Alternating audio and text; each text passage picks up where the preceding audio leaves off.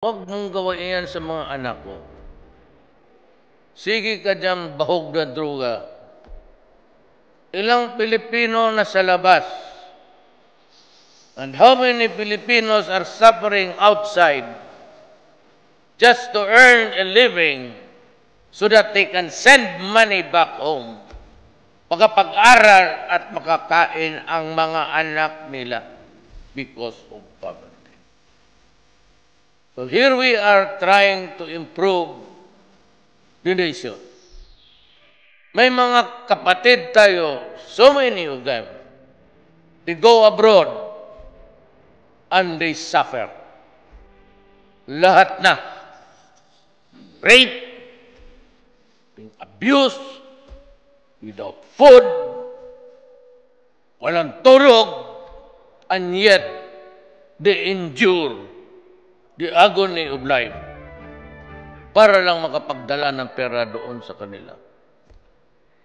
And they have to remit money to the children who are in school, hoping that in a few years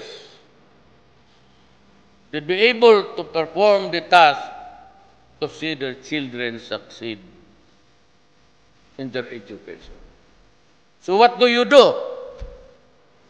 Shabu is a chemical that is for the poor.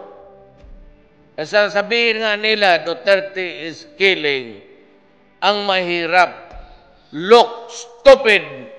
Shabu is a commodity for the poor. Yun ang mga yayaman, it's cocaine. But cocaine is taken an extract from a plant, organic. Shabu is a mixture of a chemical that destroys the brain of a person. Ang masakit sa akin, totoo, kaya ako pumapatay. Ang masakit sa akin, they swallowed everything, including their dignity. Hinayaan na tapos didikitan mo. Malaman niya na may allowance yan. Tapos dikitan mo ng dikitan hanggang putang bumigay. Din sisirain. Now who will now answer for the sacrifices, the toil and the sweat of the poor Filipino? Bakit? Mayaman ba tayo dito? You think that trabahan natin, pati tayo dito. Yun ang, aside from your remittances, do you have enough savings if God will grant you another 5 to 10 years?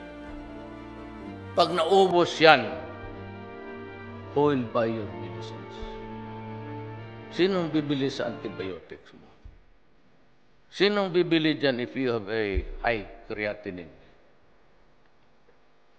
Would that pension last? Sinong bibili niya? Tatanda ka. Sinong puhungit ng lugaw sa... Anong gawa? Anak ninyo, just as our parents took care of us